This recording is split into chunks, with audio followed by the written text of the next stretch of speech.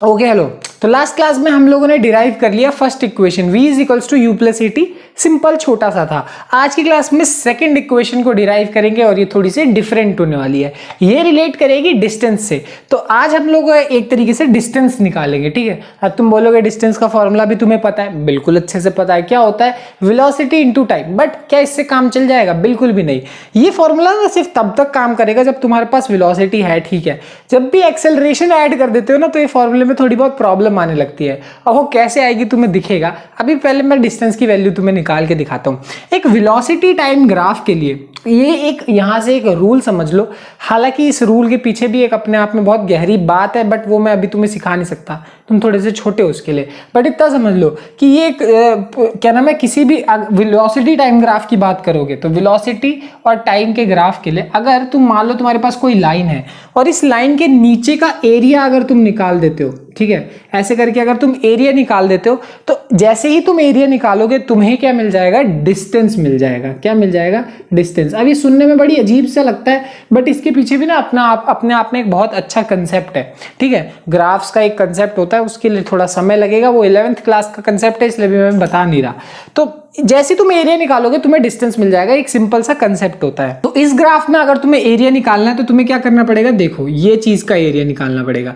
मतलब ये हमारा ए बी वाला ग्राफ है, यानी इसके नीचे जितना भी पोर्शन है, ये देख रहे हो, ये सारा का सारा पोर्शन का हमें एरिया निकालना पड़ेगा। तो देख रहे हो ना, ओ ए बी डी सी, ये जो पूरा का पूरा एक तरीके से क्या बन रहा है?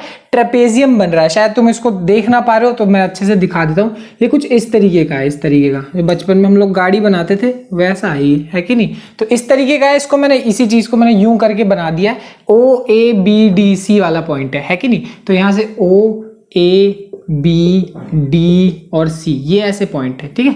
तो तुम देख सकते हो मैंने उसी चीज को बस थोड़ा सा यूं करके लिख दिया और कुछ भी नहीं।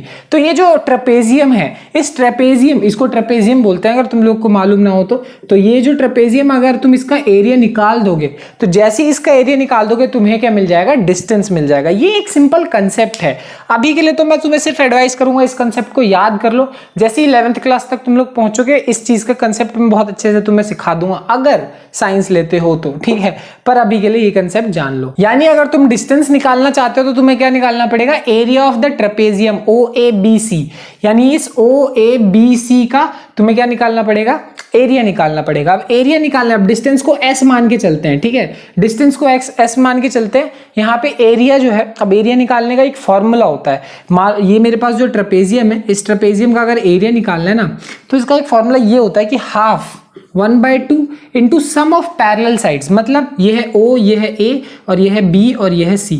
तो सम ऑफ पैरेलल साइड्स मतलब ये पैरेलल है और ये पैरेलल है। तो ट्रेपेजियम होता ही ऐसा है कि उसके ना दो साइड्स हमेशा पैरेलल होते हैं। तो उन दोनों साइड्स का तुम्हें सम निकालना है, यानी OA और BC का सम निकालना है और मल्टीप्लाई कर देना है sum of the parallel sides into height. और हाइट क्या होती है? यहां से लेकर यहां तक, यानी A से लेकर D तक का जो डिस्टेंस है वो क्या है? हाइट है। अब ये ट्रेपेजियम को निकालने का एक फॉर्मूला होता है। जस्ट इन केस अगर तुम्हें ये फॉर्मूला नहीं आता तो तुम इसके लिए एक और अप्रोच अपना सकते हो। तुम क्या कर सकते हो? इस ADB ट्रायंगल का एरिया निकाल सकते हो। ADB ट्रायंगल देख रहे हो, तो हाफ इंटू बेस, बेस मतलब D into B into height A into D, है ना। तो half into base into height करके इस ट्रायंगल का एरिया निकाल सकते हो। प्लस में इस रेक्टेंगल का एरिया निकाल सकते हो। प्लस रेक्टेंगल का एरिया कैसे निकालोगे? OA इंटू OC, है ना, लेंथ इंटू ब्रेथ। ये एक सिंपल फॉर्मूला है। तो देखो, चाहे तुम ऐसे निकालो चाहे ऐसे निकालो, आंसर सही आएगा। इसमें तुम क्या कर रहे हो? ट्रायंगल का और रेक्टेंगल का अलग अलग निकाल के ऐड कर रहे हो, उसमें सिर्फ ट्रेपेजियम का निकाल रहे हो। ये तो सिंपल तुम्हारे ऊपर है। अब पर अगर तुम्हें फॉर्मूला इसका आता ही है तो इतना लंबा झमेला क्यों ही करना, इससे कर लो, है कि नहीं। और अभी तक मेंसुरेशन में ट्रेपेजियम का एरिया निकालना तो सीख ही चुके होगे। तो बस अब वैल्यूज पुट करना शुरू करते हैं। हाफ इंटू जरा ओ ए की जगह वैल्यू देखो जरा, यहाँ पे ओ ए, यहाँ पे यू, यानी यू की यू रख सकते हैं इसको प्लस, ठीक है। बी सी चेक करते हैं, बी से लेकर सी तक किसकी वैल्यू है? वी की वैल्यू है। इनटू नेक्स्ट हमारे पास क्या है? A D. तो ए डी यहां से लेकर यहां तक, यानी वो किसके बराबर है? टाइम के बराबर है। अब इस फॉर्मूले में मैं तुम्हें एक चीज बता देता हूं। यहाँ पे ना हम लोग एक चीज को हटाना चाहते हैं, और वो चीज कौन सी चीज है, वो चीज है v। मैं इसको हटाना चाहता हूं यहां से, ठीक है। तो हटाने के लिए मुझे क्या करना पड़ेगा, कहीं से मुझे इसकी वैल्यू अगर मिल जाए तो काम बन जाए। अब इसकी वैल्यू कहां से मिलेगी, एग्जैक्टली कहां से मिलने वाली है, इससे मिलने वाली है, फर्स्ट इक्वेशन से। तो मुझे फर्स्ट इक्वेशन से इतना पता है कि 1/2 u, v की जगह मैं u प्लस at रख सकता हूं, यानी इस चीज की जगह मैं ये वाली वैल्यू रख सकता हूं। ये बात मैंने कहां से देखी, फर्स्ट इक्वेशन से देखी, ठीक है ना। तो कोई दिक्कत वाली बात नहीं, यही चीज मैं यहां पे आगे कर दूंगा, बस आगे तो कैलकुलेशन है। s इज इक्वल्स टू 1/2, अंदर क्या हो जाएगा, u plus u 2u plus a into T, और ये मल्टीप्लाई हो रहा है t से। अब इस t को अंदर की तरफ मल्टीप्लाई कर देते हैं, s इज इक्वल्स टू कितना आ जाएगा 1/2, ठीक है। तो 2ut प्लस at स्क्वायर, है ना। मैंने किया क्या, t को इससे मल्टीप्लाई किया, 2ut इससे मल्टीप्लाई किया at स्क्वायर, थोड़ा सा और मल्टीप्लाई करते हैं आगे, तो ये 1/2 को अंदर भेजेंगे तो कितना हो जाएगा, 1/2 को इससे करेंगे ut आ जाएगा, प्लस इसको इससे करेंगे तो हाफ at स्क्वायर आ जाएगा। तो अब ये चीज कुछ ऐसी आई जो कि तुम्हारे लिए थोड़ी सी भी क्या, काफी नई है।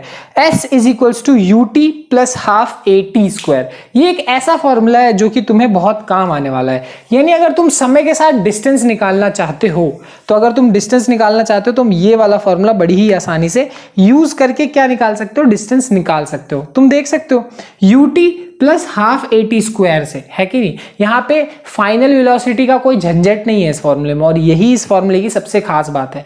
क्यों, इस फॉर्मूले में कोई इंक्लूजन नहीं है v का, ठीक है, v का इंक्लूजन नहीं है। अब सोचो, मैं तुम्हें सिर्फ ऐसा बोल देता हूं कि एक बॉडी है जिसने शुरुआत करी 10 मीटर पर सेकंड से, और वो 10 सेकंड चला है मान लो, ठीक है, और एक्सेलरेशन तुम्हें दे दिया जाए, तुम्हें ये नहीं बताया जाए 10 सेकंड बाद वेलोसिटी क्या है उसकी।